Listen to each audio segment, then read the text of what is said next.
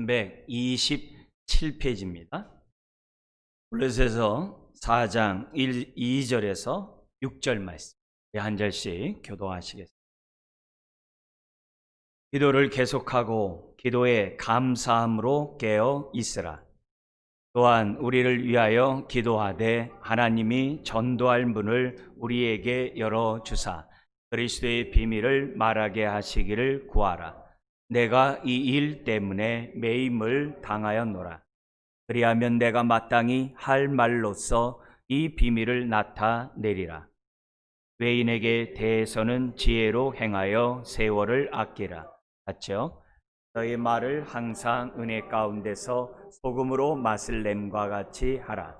그리하면 각 사람에게 마땅히 대답할 것을 알리라. 오늘 말씀의 제목은 흔들리는 이 세상에서 어떻게 하면 믿음으로 살아갈까? 10번째로 그리스도 중심의 세상을 세워가자라는 주제로 말씀을 나누기를 원합니다. 골로새서 1장과 2장을 통해서 우리가 믿는 예수님이 하나님과의 관계에서 보이지 않는 하나님의 형상이신 하나님이라고 믿는 저와 여러분들, 그리고 피조물과의 관계에서 예수님이 이 세상을 창조했다라고 믿는 저와 여러분들, 더 나아가서는 예수님의 십자가의 죽음으로 우리를 구원할 뿐만 아니라 믿는 자들이 이처럼 모으셔서 한 교회로 만드셨다라고 하는 이것을 믿는 사람들은 새 사람이 돼요. 그럼 새 사람이 된 우리는 어떻게 살아야 되냐? 그게 3장 4장이에요. 날마다 옛사람을 벗어버리고 새 사람을 덧입으면서 살아가야 되는데, 특별히 이 사람은 가정에서부터 하나님 나라가 임하도록 신앙생활하고, 직장, 일터에서도 주의 뜻이 이루어지도록 신앙생활하고, 더 나아가서는 온 세상에 믿지 않는 사람들이 하나님을 믿을 수 있도록 살아간다고 해요. 그래서 오늘은 그 세 번째, 세상. 어떻게 우리가 이 세상을, 그리스도의 중심의 세상을 만들어갈 수 있습니다. 이 주제를 가지고 오늘 말씀을 통해 주의 뜻을 우리가 깨닫기를 원합니다. 주님 중심의 세상을 세워간다는 것은 다른 게 아니에요. 온 민족, 온 열방이, 믿지 않는 사람들이 저와 여러분들처럼 하나님 앞에 나와 하나님을 경배하는 그런 것을 우리들에게 말씀하고 있어요. 하박국의 말씀, 구약에 있는 선지자 하박국 선지자가 한 말씀을 우리가 여러분들이 말씀드린다면, 이는 우리 바다를 덮은 같이 여호와의 영광을 인정하는 것이 세상에 가득함이라. 온 세상이 여호와의 영광을 인정하고 예배하는 그런 세상, 이것이 바로 그리스도의 중심 세상이에요. 여러분, 이 세상은 믿는 저와 여러분들만 흔들리는 것이 아니에요.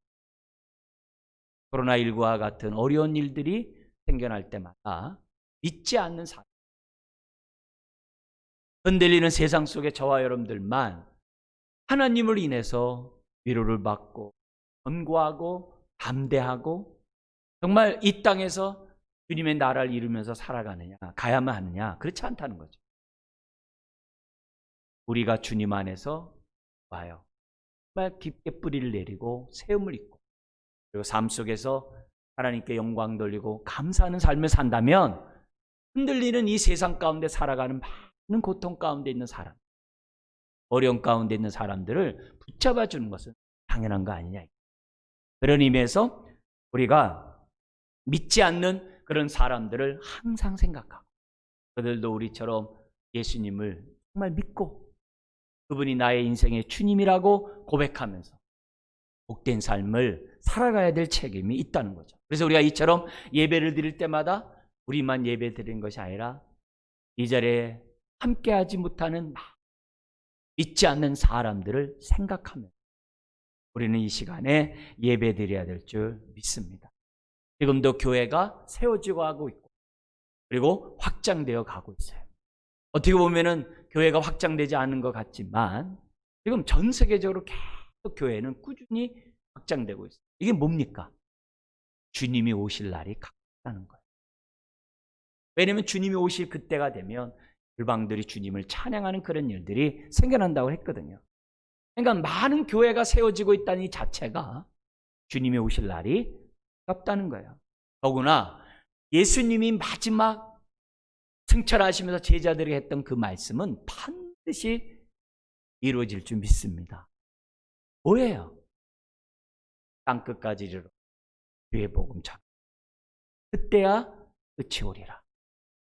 성령이 너희들이 임하면 너희들이 권능을 받고 땅끝까지 이르러 나를 증거하게 될 것이다.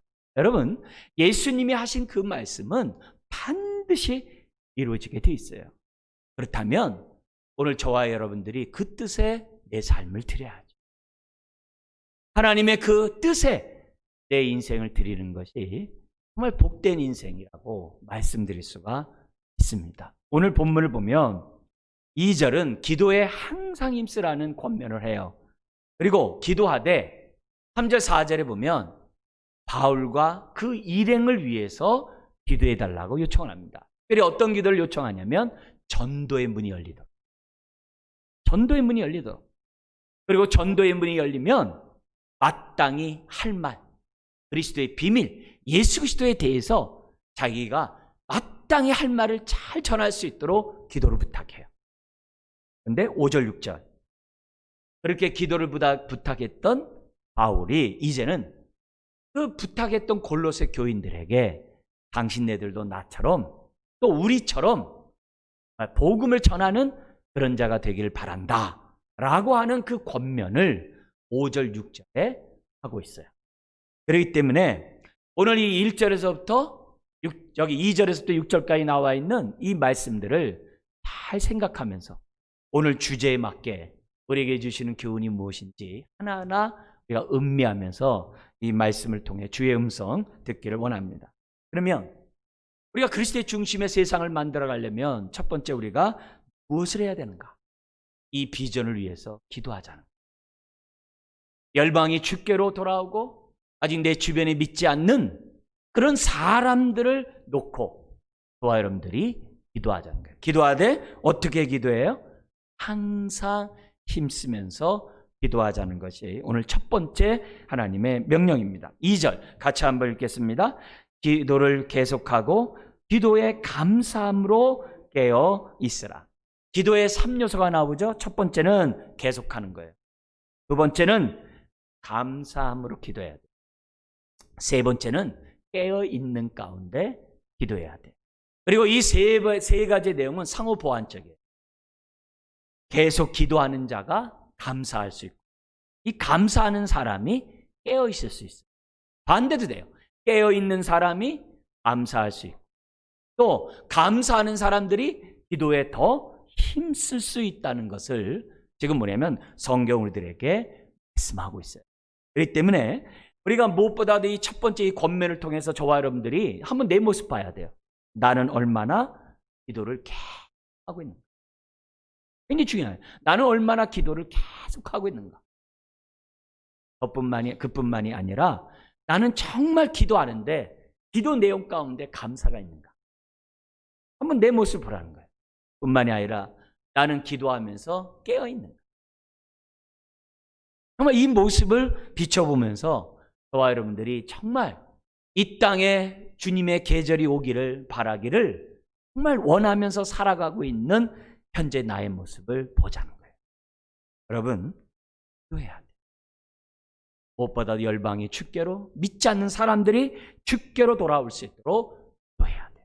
자, 근데 우리 성경에 기록되어 있는 기도를 계속하고 이렇게 돼 있는데 이 계속하고라는 이 단어 이 자체가 원래 단어는 뭐냐면 항상 힘쓰라는 단어.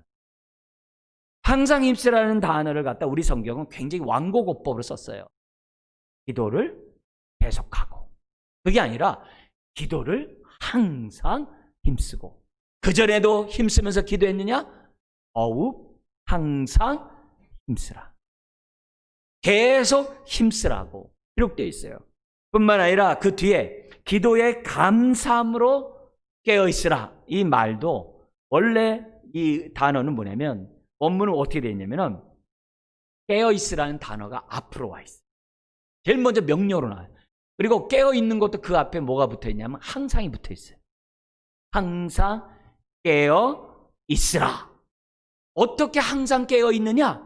그 다음 말이에요. 감사함으로 기도하는가. 이렇게 돼 있어요. 감사함으로 기도할 때 우리가 항상 깨어날 수 있고, 또 항상 깨어 있는 사람이 감사 기도를 하나님 앞에 올릴 수 있다라고 기록되어 있어요. 자, 그렇다고 한다면 오늘 이런 바울이 이렇게 명령했던 이 명령은 단지 바울의 명령만이 아니에요. 바울 자신이 그렇게 살아요. 우리는 이미 골로새 1장 3절에서 봤어요. 1장 3절에 보면 바울 자신이 항상 기도에 힘썼다는 것을 알 수 있어요. 제가 여러분들에게 읽어드리겠어요. 우리가 너희를 위하여 기도할 때마다 너희를 위하여 뭐라 그러냐면 하나님 곧 우리 주 예수 그리스도의 아버지께 감사하노라. 기도에 뭐가 있다고요? 감사가 나와요. 항상 기도하는 사람은 항상 감사가 있어요. 코로나19로 인해서 여러 가지 경제적인 어려움을 겪고 또한 삶의 이 모양 저 모양으로 힘든 일이 겪을 때마다 하나님께 항상 기도하는 사람은 하나님이 보여요. 하나님이 보이면 그 하나님이 내 기도를 들어줄 것을 믿게 돼 있어요. 하나님이 보이는 사람들의 특징을 보면 이 기도를 응답해 줄 것을 믿기 때문에 뭐가 나와요? 저절로 먼저 감사. 너희 염려가 있느냐? 감사함으로 해라. 그러면 하나님의 평강이 너희 마음과 생각을 지켜주리라. 하나님을 생각하면서 기도하는 사람의 특징, 그것도 항상 힘쓰는 사람의 특징은, 기도하는 사람의 특징은 항상 감사. 바울이 그걸 보여주는 거예요. 1장 9절에서도 골로새 성도를 위해서 첫 번째 기도가 나와요. 그 첫 번째 기도 속에서도 바울이 항상 기도에 힘썼다는 게 나와요. 뭐라고 되어 있냐면 이로써 너희도 듣는 날부터 어떤 때예요? 에바브라를 통해서 골로새 성도들이 복음을 들었잖아요. 그리고 그 복음을 전했다는 얘기를 바울이 에바브라를 통해서 로마 감옥에서 지금 듣고 있는 거예요. 그 소식을 듣는 날부터 너희를 위하여 기도하기를 그치지 아니하고 구하노니. 이렇게 돼 있어요. 골로새 교회 성도들의 얘기를 듣는 그 순간 그치지 않고 기도했다. 이게 뭐예요? 바울 자신이 항상 기도에 힘썼다는 거예요. 여러분, 지금 바울이 항상 기도에 힘썼다는 골로새뿐만이 아니라 심지어 바울은요, 모진 고난과 핍박과 환난을 받는 그 가운데서도 기도에 힘썼어요. 그 증거가 어디 있죠? 바울이 유럽의 첫 관문인 빌립보 지역에 가서 복음을 전했어요. 복음을 전하다가 그것 때문에 매맞고 감옥에 갇혔어요. 그러면 낙심되죠. 웬만하면. 때로는 하나님이 원망스럽기도 하죠. 그런데 바울은 매맞고 감옥에 갇혀있는 그 상황에서도 성경에 뭐라고 돼 있어요? 하나님께 찬송하며 기도하더라. 좋을 때만 기도한 게 아니에요. 매맞고 감옥에 갇히는 그 순간에도 항상 기도했던 사람이 그 바울이에요. 지금 골로새서를 쓰고 편지를 쓰고 있는 그 장소가 어디예요? 로마 황제 앞에 재판을 기다리기 위해서 2년 동안 감옥살이 하고 있는 감옥에서 쓴 거예요. 감옥에서도 골로새 성도의 소식을 듣자 그치지 않고 지금까지 기도했다라고 하는 거예요. 왜 그래요? 하나님이 살아계시 때문에 기도하는 거예요. 하나님이 살아계시지 않는다면 뭐하러 기도하겠어요? 뭐하러 예배하겠어요? 살아계실 뿐만이 아니라 들으시는 분이기 때문에 기도하는 거예요. 들으실 뿐만이 아니라 전능하신 아버지이기 때문에 기도하는 거죠. 응답이 있기 때문에 기도하는 거죠. 바울은 기도를 앞선 적이 한 번도 없어요. 항상 기도에 힘쓰지 않은 사람이 기도보다 앞서서 내가 일을 저지르고 기도보다 앞서서 선택하고 기도보다 앞서서 내 인생을 막 던져요. 여러분, 항상 기도하는 사람은 절대로 기도를 앞서서 행동하는, 어떠한 중대한 일을 결정할 때뿐만이 아니라 어떤 일을 하든지 간에 기도를 앞선 적이 없어요. 하나님의 인도를 무시하고 스스로 저지른 적이 없어요. 바울은 그 어떤 것도 기도를 무시하지 아니하고 항상 기도를 하고 그리고 나서 움직였다는 거죠. 그렇다면 오늘 내 가정과 일터뿐만이 아니라 온 세상에 주의 나라가 임하기를 원하는 저와 여러분들은 뭐부터 해야 돼요? 기도부터 해야 돼요. 이 땅의 주의 나라, 이 땅의 주의 구원이 이루어지기를 원합니다. 그런 마음으로 우리들이 먼저 기도하지 않고 어떻게 나를 통해서 주의 나라가, 나를 통해 믿는 사람이 이루어질 수 있냐. 그리고요, 기도하는 사람이 기도에 자기가 어떻게 돼요? 이 일에 헌신해. 왜? 하나님이 보이니까 믿습니다 하고 헌신하는 거예요. 기도하지 않기 때문에 헌신을 안 해요. 기도하지 않기 때문에 내 삶을 드리질 않아요. 기도하지 않기 때문에 하나님의 뜻대로 살지 않는 거예요. 내 마음 내 뜻대로 사는 거예요. 근데 기도하면 하나님이 보이고, 하나님이 보이면 이것이 하나님의 뜻인 줄 알고 그 뜻에 내 인생을 드리게 돼 있어요. 그뿐만이 아니에요. 오늘 본문 기도하는 사람은 3절에서부터 나오는 하나님의 말씀에 따라 순종하며 살아갈 수가 있다는 거예요. 그렇기 때문에 첫 번째 우리가 열방이, 이 세상이 주님을 경외하는 그런 날이 오기를 바라는 저와 여러분들은 뭐부터 하자?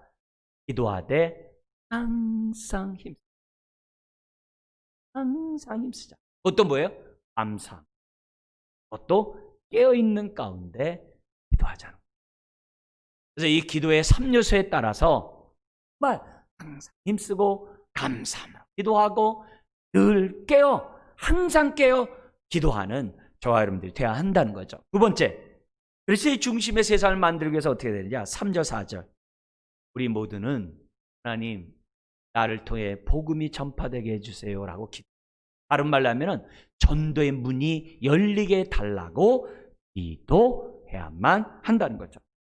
여기도 기도하는 것도 뭐냐? 그냥 기도가 아니라 항상 기도하라는 단어. 우리 성경 그걸 빼버렸습니다만 계속 기도해요. 힘써서 계속 기도해야 돼요. 한 번만 하나님 나를 통해서 우리 가정이 구원받게 오네요. 나를 통해서 내 친구가 구원받게 오네요. 그게 끝나는 게 아니라 내 사랑하는 내 가족이, 내 친구가 구원받게 해달라. 그들에게 전도할 문이 열려서 그리스도의 비밀, 예수님을 잘 전하게 해달라. 하나님 나를 사용해달라고 기도해야 돼.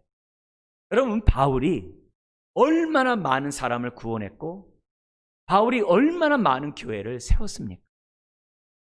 정말 터키 지역, 그리고 저기 그리스 북부와 남부 지역, 심지어는 로마와 그 북부 지역, 얼마나 많은 곳에 복음을 전했습니까? 근데 알고 봤더니 바울이 그렇게 복음을 능력 있게 전할 수 있었던 것은 뭐 때문이다? 바울이 능력이 있어서가 아니에요. 바울이 지혜 있어서가 아니에요. 고린도 교회에 전도할 때는 나는 정말 지혜로운 이 세상 사람들에게 복음을 전할 때 나는 두려워 떨었다고 그랬어요. 바울이 지혜 있고 능력 있어서가 아니에요. 물론 정말 그는 바리새인이고 가장 탁월한 학식을 갖고 있는 사람이었어요. 그렇지만 사람의 영혼을 구하는 것은 사람의 말이 아니거든요. 하나님의 말씀이거든요. 그러니까 바울이 뭐 하는 거예요? 하나님의 능력 가운데 말씀을 전하지 않으면 안 됐던 거예요. 그러니까 뭐 하는 거예요? 기도하는 거거든요. 그러니까 바울이 많은 영혼을 구원하고 교회를 세울 수 있었던 것은 뭐 때문이다? 기도의 응답의 역사라는 것을 우리들에게 지금 보여주고 있다는 거예요. 바울은 복음의 능력이 하나님께 있음을 알기 때문에 기도한 거예요. 그리고 이것을 위해서 바울이 지금 뭐예요? 골로새 성도들, 평신도들에게, 어떻게 보면 초신자들에게 바울이 지금 기도를 부탁을 지금 하고 있는 그런 내용이에요. 여러분, 기도는 오래 믿고 늦게 믿고 또 초신자고 또 말마다 성숙하고 그게 중요한 게 하나님을 믿고 있느냐 안 믿고 있느냐, 이게 중요해요. 그 하나님을 믿는 믿음이 있느냐 믿음이 없느냐, 두 마음을 품으면서 기도하는 것이 아니라 믿음으로 하나님을 생각하며 기도할 때 하나님은 나를 통해 전도의 문이 열리게 되고 복음을 전할 수 있는 저와 여러분들이 될 수 있다는 거죠. 바울이 지금 로마 감옥 속에서 이 편지를 쓰면서 기도를 부탁하거든요. 근데 바울의 삶을 보니까 이 기도가 응답되었는가, 응답되지 않았는가? 응답되었다는 거예요. 더구나 바울은 전도해야 할 문이 열릴 뿐만이 아니라 거기 3절 하반절과 4절에 보면 이렇게 돼 있어요. 그리스도의 비밀을 말하게 하시기를 구하라. 기도해 달라는 거예요. 그러면서 내가 이 전도하다가 내가 지금 감옥에 매임을 당했다. 그러나 여러분들이 기도해 주면 내가 마땅히 4절 할 말로써 이 비밀 예수님을 나타내리라. 이렇게 돼 있어요. 여러분, 지금 바울은 황제 앞에서 재판을 기다리고 있어요. 그래서 변론을 잘해야 돼요. 바울이 로마 시민권을 갖고 있었기 때문에 로마 시민권을 갖고 있는 사람을 죽이려면 황제의 허락을 받아야 돼요. 그만큼 시민권이 굉장히 권위가 됐어요. 그래서 바울은 로마 시민권을 갖고 있는 사람이었기 때문에 황제에게 내가 예수를 전한 것 때문에 이렇게 죽는 것은 억울하다 하면서 예수 그리스도가 누구인지를 변론을 함으로 기독교가 나쁜 게 아니네, 해를 끼치는 종교가 아니네, 이런 인식을 줘야 되거든요. 그러다 보니까는 변론의 그 기회에 바울은 핵심적으로 참 말해야만 했어요. 그러니까 뭐가 필요한 거예요? 성도들의 기도가 필요한 거죠. 내가 그리스도의 비밀을 황제 앞에 잘 전할 수 있도록 알게 해달라, 할 수 있도록 해달라고 하는 것이 첫 번째예요. 두 번째, 지금 바울은 로마 감옥에서 2년 동안 재판을 기다리고 있어요. 자기 문제 때문에 2년을 기다리고 있어요. 2년을 기다리고 있는데 그 당시 로마 군인이 4교대를 했대요. 24시간에 4교대면은 보통 한 번 보초 쓸 때마다 6시간 이렇게 보초를 쓰는 거예요. 근데 6시간 동안 보초를 이 로마 군인을 쓰는데 그냥 세우는 것이 아니라 쇠고랑을 서로 이렇게 맞대어 차고서 로마 군인이 죄수들을, 재판을 기다리고 있는 사람을 갖다가 감시를 했다는 거예요. 지금 착고가 차 있단 말이야. 빌립보서에 보면 착고가 차 있다고 그러거든요. 그건 착고가 차 있는 가운데 하는 거예요. 그러면 바울의 입장에서 볼 때는 자기 옆에 서 있는 그 보초를 쓰고 있는 그 로마 군인을 볼 때 어떻게 봤을까요? 나를 괴롭히는 사람? 안 받겠죠. 바울은 이 사람을 나에게 붙여줬죠. 하나님이 이 사람에게 복음을 전할 기회를 주셨구나. 바울은 그렇게 생각했다는 거예요. 그래가지고 보초가 와가지고서 이렇게 6시간 동안 뭐 하겠어요? 하루 이틀은 가만히 있고 인상 쓰고 뭐 하면서 하겠죠. 근데 2년 동안이라는 세월 동안에 노상 인상만 쓰고 노상 화만 내고 바울한테 그렇게 했겠어요? 그건 아니겠죠. 그런 자들에게 뭐예요? 전도의 문이 열리고 복음을 전할 수 있는 기도를 자신뿐만 아니라 교회에게 부탁을 했다고 한다면 기회가 오겠죠. 근데 빌립보서, 똑같이 감옥에서 골로새서처럼 편지를 쓴 편지 가운데 하나가 빌립보서가 있어요. 그 빌립보서 1장에 보면은 이렇게 돼 있어요.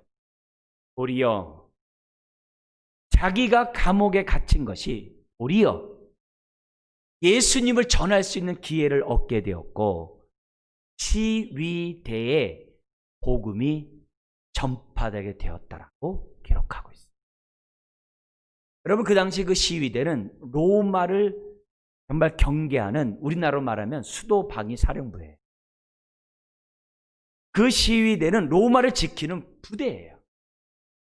근데 그 시위대에 복음이 전파되게 되었다는 거예요.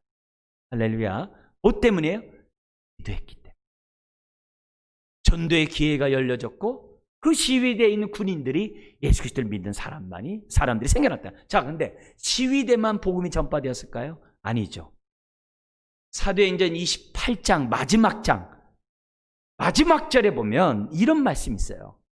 읽어드리겠습니다. 바울이 온 이태를 2년을 자기 셋집에 머물면서, 아직 미결수기 때문에 셋집에 머물렀어요. 이건 뭐냐면 혜택을 준 거예요.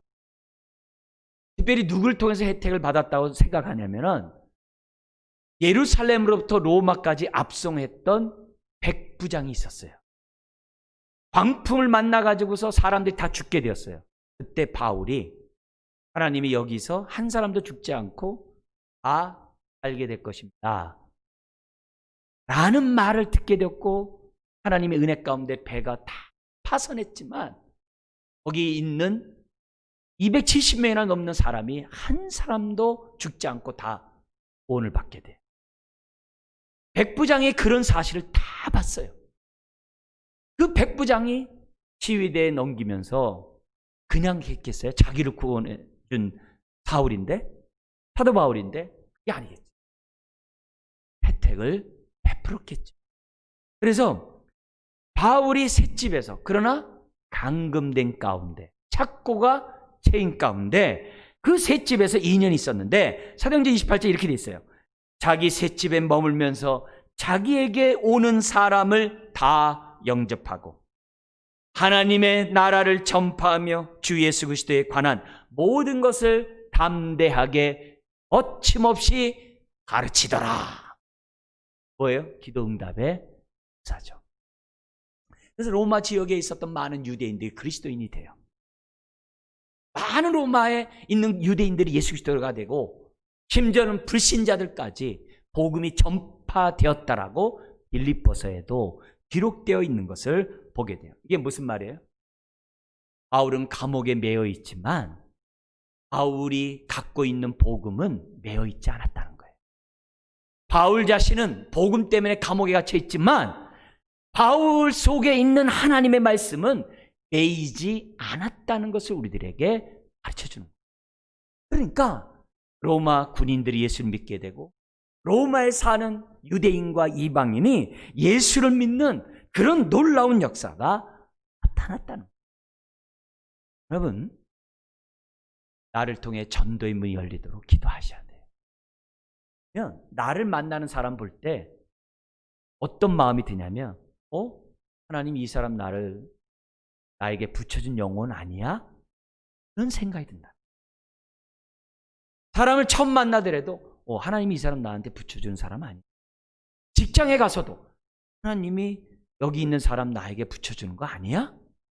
그런 마음을 사람들이 갖게 된다는 거예요. 기도해야 이런 마음을 갖는 거예요. 근데 기도하지 않으면 영혼으로 사람을 보질 않아요. 세상의 수준으로 사람을 외모로 평가하고 외모로 함부로 보는 그런 일들이 생겨나는 거예요. 여러분, 바울이 감옥에서도 이렇게 했었다고 한다면 감옥 바깥에서는 얼마나 했겠어요? 날아다녔죠. 그러니까 터키뿐만이 아니라 그리스, 로마, 그 유럽에까지 복음을 다 전했다라고. 다 전했다는 얘기는 중요한 거점 도시들마다 이 복음을 전했다는 것을 우리들에게 의미해요. 그러니까 그렇게 전할 수 있었던 것을 오늘 우리들은 기도 때문인 것을 알 수 있어요. 바울은 환경이 좋아야 복음 전한 게 아니에요.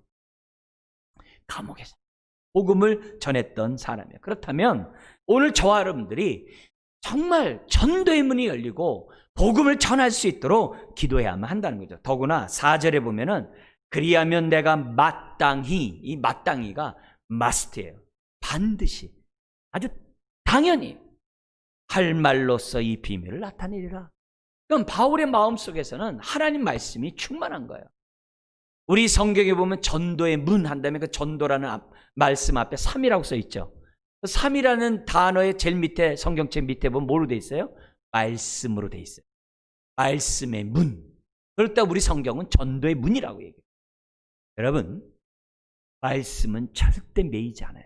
살아 운동력이 있고 허물과 죄로 죽은 사람들을 능히 살리는 말씀인 줄 믿습니다. 그렇다면은 하나님, 나를 살렸던 이 말씀이 나를 통해 내 사랑하는 가정과 내 친구들과 내 이웃들에게 전파될 수 있도록 기도하는 것은 당연하겠죠. 세 번째, 우리가 기도해야 할 건 뭡니까? 5절 6절에 있어요. 그리스도의 중심의 삶을 우리가 이 세상을 세우려면은 실제적으로 이제는 우리가 복음에 합당한 삶을 살아야 돼요. 이걸 다른 말로 하면은 선교적 삶을 살아야 돼요. 증인의 삶을 우리들이 살아야 돼요. 단순히 입술로만 예수 믿으세요 말하는 게 아니라 우리의 삶 자체가 그리스도인답게, 새 사람답게 사람들로 하여금 하나님의 생명을, 말씀을 전할 수 있는 그런 사람답게 살아야 합니다. 그게 5절, 6절이에요. 이런 선교적 삶, 증인의 삶을 살려고 한다면 기본적으로 두 가지를 가져야 돼요. 그게 5절과 6절이에요. 그 두 가지의 삶의 첫 번째가 뭐냐면 5절에 지혜롭게 행해야 돼요. 두 번째는 6절에 있어요. 우리가 말을 할 때마다 항상 은혜롭게 해야 돼요. 불신자들에게 지혜롭게 행동하고 불신자들에게 말을 할 때 은혜롭게 해야 돼요. 까칠하면 안 돼요. 아주 참으면 안 돼요. 따뜻해야 돼요. 친절해야 돼요. 은혜롭게. 그 두 가지의 삶의 모습을 사는 것이 선교적 삶을 사는 거예요. 증인의 삶을 사는 거예요. 나를 통해 사람들이 예수님을 믿겠다라고 마음을 여는 삶이에요. 찬바람 휙휙 날리면서 예수 믿으세요 하면 안 된다는 거죠. 그래서 바울이 이 5절 6절에 실제적으로 우리들에게 지금 명령하는 거예요. 자, 이 두 가지를 우리가 좀 하나하나씩 좀 볼게요. 첫 번째가 뭐였다고요? 지혜롭게 사람들에게 행해야 돼요. 나를 만나는 사람들에게 지혜롭게 행해야 돼요. 근데 뭐뭐 하면서 지혜롭게 행동하냐면은 세월을 아끼면서, 거기 나오는 것처럼 세월을 아끼면서, 아끼는 삶을 살면서 지혜롭게 해야 돼요. 여러분, 똑같은 본문이 에베소서 5장에 나와요. 이 에베소 교회에게 했던 그 권면도 이거 똑같은데 거기는 좀 더 많아요. 바울이 에베소 교회에게 했던 말을 먼저 여러분들에게 소개해 드릴게요. 이 먼저 한 다음에 이 말씀을 보면 이해가 돼요. 에베소 5장 15절에 18절에 보면 이렇게 되어 있습니다. 그런즉 너희가 어떻게 행할지를 자세히 주의하여 지혜 없는 자 같이 하지 말고 오직 지혜 있는 자 같이 하여 세월을 아끼라 때가 악하니라. 그러므로 어리석은 자가 되지 말고 오직 주의 뜻이 무엇인지 이해하라. 술 취하지 말라. 이는 방탕한 것이니 오직 성령으로 충만함을 받아라. 지혜롭게 세월을 아끼는 삶이 뭐냐? 에베소서에서 했던 이 말씀처럼 우리들 스스로가 어떻게 돼요? 술 취하지 말고 방탕한 것이니 성령의 충만한 가운데 지혜롭게. 그 지혜는 뭐예요? 하나님의 뜻을 아는 지혜예요. 그 뜻 가운데 저와 여러분들이 살아야만 한다는, 그게 지혜롭게. 그 지혜는 하나님의 뜻을 아는 지혜예요. 골로새서 1장 9절 10절에 똑같은 내용이 있어요. 골로새서 1장 9절 10절에 보면 바울이 이렇게 골로새 교회를 위하여 첫 번째 기도 내용이 나와 있어요. 너희로 하여금 모든 신령한 지혜와 총명에 하나님의 뜻을 아는 것으로 채우게 하시고, 우리의 지혜에 하나님의 뜻을 아는 것으로 채우게 해달라고 바울이 골로새 교인을 위해서 기도했는데 바로 그 말씀 때문에 오늘 이 본문이 있는 거예요. 지혜로 행하라. 하나님의 뜻을 아는 지혜로 행하라. 그리하면 1장 10절에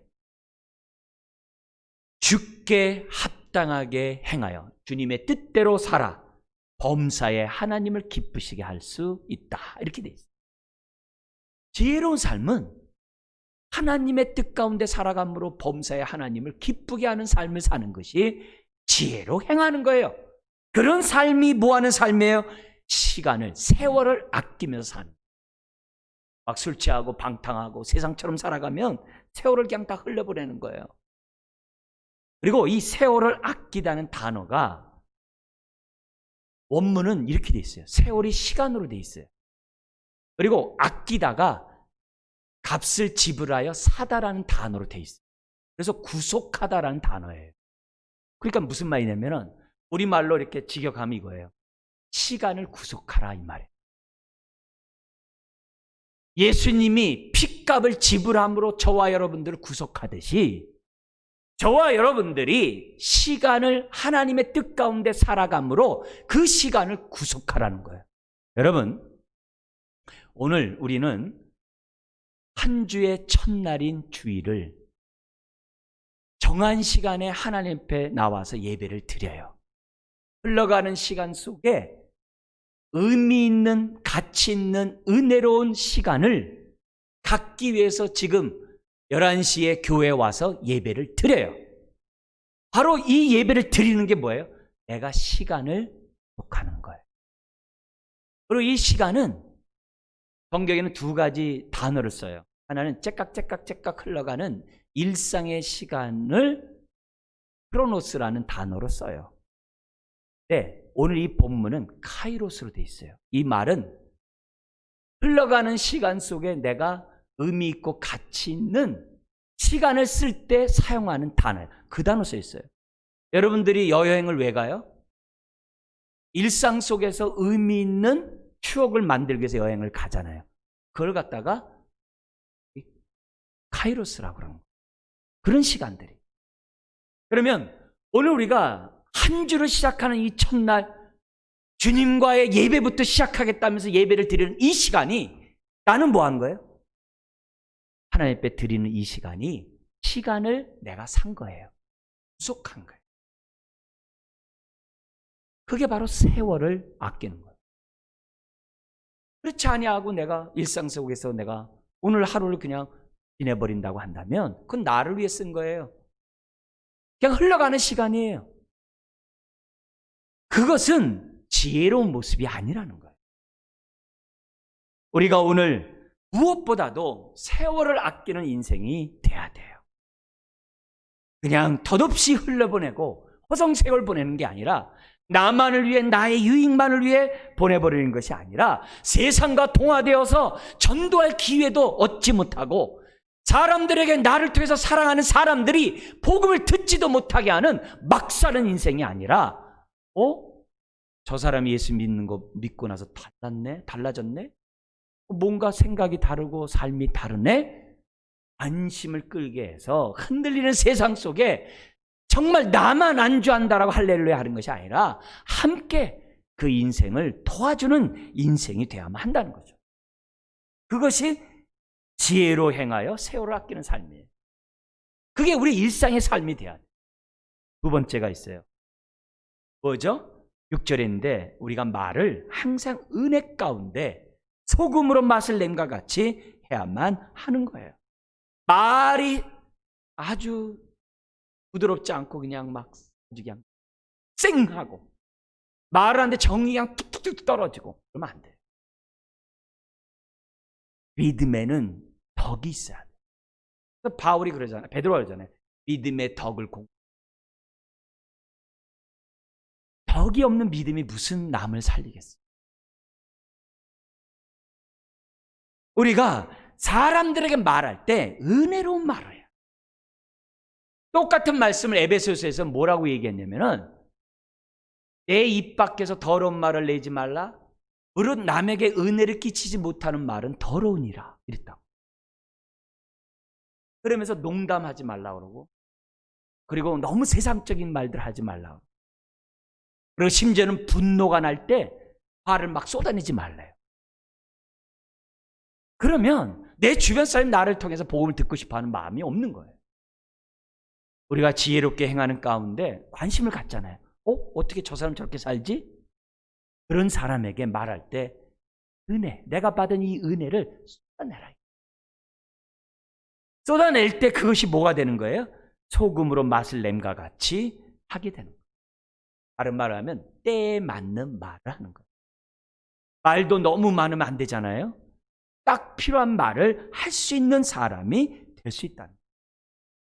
베드로 사도도 똑같은 얘기했어요. 너에 대해서 소망에 대해서 너 왜 예수 믿어? 궁금하게 하는 사람들에게 무미건조하게 답하지 말고 온유와 두려움으로 항상 대답할 수 준비하라고 그랬어요. 이걸 우리들이 기도하지 않고 준비해 놓지 않으면 전도를 할 수 있는 기회가 왔을 때 날려버리는 거예요. 안 된다는 거예요. 그래서 우리가 불신자를 대할 때마다 항상 은혜로운 말, 입에서 표현은 친절한 말, 덕을 끼치는 말, 정말 따뜻한 말을 저와 여러분들이 해야 돼요. 그러면 소금의 맛을 냄과 같이 고르게 함과 같이 거기 나오면 뭐라고 되냐면 그리하면 각 사람에게 마땅히 대답할 것을 내가 알리라. 성령님이 준비해놨기 때문에 성령님이 내가 알고 있는 말씀을 기억나고 생각나게 해서 다 이렇게 답변하게 한다는 거예요. 여러분 낚시할 때 입질할 때 제대로 탁 낚아채야지 그냥 쑥 하면 고기 다 뺏겨. 여기 먹이 다 뺏겨. 하나님이 전도의 말을 전도할 수 있는 기회를 줬을 때 때에 맞는 말, 은혜로운 말을 탁 해서 그 영혼을 부어넣도록 해야죠. 그것이 전체적으로 5, 6절에 나오는 세 번째 내용인 거예요. 여러분 사실 불신자들은 복음에 대해서 들어본 적이 없어요. 그리고 선입관념과 오해들이 참 많아요. 남들이 욕하는 것을 그냥 그게 다인 줄 알고 같이 욕하는 경우가 참. 그래서 복음을 들을 기회가 없어요, 사실. 그리고 왜곡된 정보들이 너무 많아요. 가짜 뉴스들이 너무 많아요. 그것이 진리인 양 사람들이 믿고 있는 거예요. 그러면 그런 사람들에게 내가 어떻게 돼요? 말씀을 전할 수 있는 기회가 있는데 설령 비판해서 질문하든 내 삶의 변화를 보고 호기심을 갖고 질문하든 얼마나 감사해요. 비판해서 나에게 질문하든지 간에 질문했다는 사실 자체가 나에게 기회잖아요. 그러면 그 기회를 잘 우리들이 지혜롭게 때에 맞는 말을 해준다고 한다면 얼마나 좋겠냐 이게. 사실 불신자분들이 비판하거나 호기심으로 질문한 내용들 이렇게 모아보면 한 20가지 정도밖에 안 돼요. 이 20가지 정도 내용이 거의 99%를 차지해요. 어떻게 90%는 좀 너무 많고 대부분을 차지해요. 그래서 질문한 내용들에 대해서 내가 기본적으로만 알고 있으면 오히려 비판하는 사람들에게 기독교에 대해 오해를 풀어줄 수도 있고 기독교에서 요구를 하는 것을 멈추게 할 수도 있고 기독교에 대해서 내가 좀 더 관심을 가지고 내가 생각한다면 비판에 대해 있다 하면서 비판을 멈추게 할 수도 있어요. 문제는 우리가 준비가 안 돼 있는 거예요. 20가지 중에 제일 많이 나오는 것들이 우리 시간에 있는 시간만 잠깐 하고 제가 저 뒤에다 붙여놓을게요. 그 내용들이 그렇게 특별한 것이 없어요. 왜냐하면은 너희들 교회 다니는 사람들 믿는 사람은 예정되었다고 그러는데 뭐하러 전도하냐? 시끄럽게. 그 사람들은 숙명론을 예정론으로 착각하고 있는 거거든요. 숙명론과 예정론을 착각하기 때문에 그런 질문들을 많이 해요. 그러면 잘못된 그러한 질문을 고쳐줘야죠. 우리가 말하는 이 예정론은 믿는 사람들이 이렇게 정해놓기 때문에 전도해도 안 된다 이렇게 얘기하는 게 아니라 예정은 내가 믿고 보니 그것이 하나님의 은혜. 그것도 내가 창세전서부터 하나님이 택하셨고 그리고 때가 되면 나를 갖다가 구원하셨고 심지어 내 의지로 내가 예수 믿은 줄 알았는데 알고 봤더니 이 믿음도 하나님의 선물이었네요. 그걸 깨닫는 게 예정이에요. 당신이 하는 얘기는 숙명입니다. 지금 복음을 들었으면 지금 마음을 열고 믿으셔야 돼요. 믿지 않으면 구원이 없어요. 오히려 그 생각을 고쳐줄 필요가 있는 거죠. 그 다음에 많이 하는 얘기가 이거예요. 왜 악인들이 판을 치는데 하나님이 살아있다면 어떻게 악인이 잘 사냐? 왜 죽을 때도 왜 이렇게 정말 아주 그냥 아프지도 않고 죽냐? 왜 전쟁은 있고 왜 나쁜 사람에게 내비두냐? 이런 말도 참 많이 해요. 근데 사실 돌이켜서 그렇게 말하는 사람은 선하냐? 만약에 하나님이 이제부터 죄를 범하는 사람들마다 내가 다 죽겠다. 그러면 살 사람이 있을까요? 우리 약간 우스갯소리로 머리카락 하나씩 다 뽑겠다 그러면 멀쩡한 사람이 있겠어요? 없거든. 오히려 하나님이 죄인임에도 불구하고 내비된 이유가 뭐예요? 바로 그렇게 말하는 당신을 사랑하고 그렇게 말하는 당신을 구원하려고 내 참고 라고 말할 수 있는 기회죠. 사람들이 외모를 이렇게 저거 하다고 해서 속이 그런 거 아니거든요. 시커멓거든요. 이런 얘기도 많이 하잖아요. 야, 교회 다니면서 나쁜 짓 하는 사람하고 교회 안 다니면서 착한 일 하는 사람하고 누가 구원받냐고, 어느 게 공평하냐고. 교회는 행위 종교가 아니잖아요. 우리 주님은 죄인을 부르러 왔고 병든 자를 부르러 왔잖아. 내가 죄인임을 깨닫는 이 사람이 구원받는 게 기독교지 행위 종교가 아니잖아. 그러니까 잘못 알고 있는 세상의 종교처럼 기독교를 알고 있는 사람들에게 전하면 되는 거죠. 심지어는 그러잖아요. 막 선악과는 왜 만들어가지고, 또 선악과를 따먹는 거 알면서도 내비두는 거면 공범이네, 막 이렇게 공격하거든요. 예? 질문들이, 그런 얘기들이 굉장히 많아요. 아, 왜 또 성녀로 잉태되냐고. 그냥 보통 생육부로 나오게 하면 됐지. 여러분, 성녀로 잉태되지 않으면 죄 없는 인간이 될 수가 없어요. 그러면 죄 없는 인간이 되지 않으면 우리를 왜 대속제물이 안 돼요? 아니, 말로 용서하지 꼭 죽여야 돼? 그러면 공의가 실현이 안 돼요. 피 흘림이 없은 즉 죄의 형벌이 해결되지가 않아요. 가장 기본적인 그런 내용을 가지고 막 징벌들을 막 쏟아내요. 인하냐 창조냐 저부터 시작해가지고서 얼마나 많은 말들을 사람들이 많이 해요. 심지어 이렇게 얘기해요. 나 술, 담배 끊기 싫어서 못. 아니, 술, 담배 끊고 안 먹는 거는 기독교와 상관없다니까요. 먼저 예수를 믿느냐 안 믿느냐가 중요한 거예요. 그 다음에 끊든지 말든지 그건 성령님이 알아서 알 거예요. 그건. 네? 뭔가 이렇게 심지어 그래요. 나는 내 남편이 지금 직장 다닐 때는 너무 이렇게 없어 보이지 않게 하기 위해서 예수 믿으려고 막 교회 올라도 못 오게 했대. 직장 끝나고 느그막하게 믿게 하겠대. 뭐 하자는 겁니까 지금? 현재는 잘못된 게 많죠. 그러니까 먼저 믿는 사람들이 잘해야 돼요. 교회 다니는 사람들이 교회 가세요라 하다가 잘못 알아들어가지고 교회 가세요? 그렇게 보이면 안 돼요. 왜냐면 고생하러 간다고 교회식으로 가고 예수 믿는 것이 막 억지로 믿고, 그건 믿는 사람이 잘못돼서 그래요. 무슨 말인지 아세요?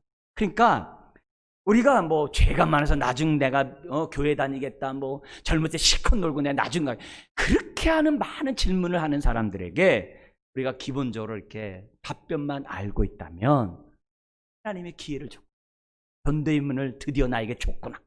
주님, 내가 소금을 고르게 함과 같이 내가 말씀을 내가 전해야 되겠습니다. 하나님, 나에게 은혜를 주세요. 그러면 성령님이 때에 맞는 말을 할 수 있도록 인도하신다. 사랑하는 성도 여러분, 오늘 우리가 내 주변의 불신자를 인도하려면 어떻게 돼요? 첫 번째, 기도하자. 힘써 기도하자. 두 번째 뭐예요?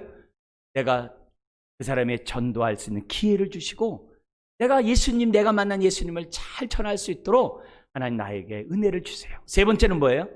무엇보다도 내가 정말 삶이 덕스럽게 하고 삶이 지혜롭게 하고, 그리고 내가 말을 할 때 항상 새 사람으로서의 은혜로운 말을 하면서 내가 정말 살아갈 수 있도록 하나님 해달라고. 이렇게 우리들이 한다고 한다면 나를 만난 사람들에게 하나님의 사랑을 전할 수 있는 저와 여러분들이 될 줄 믿습니다. 속히 열방에 있는 사람들, 많은 사람들이 우리와 되기를 주의 이름으로 축원합니다.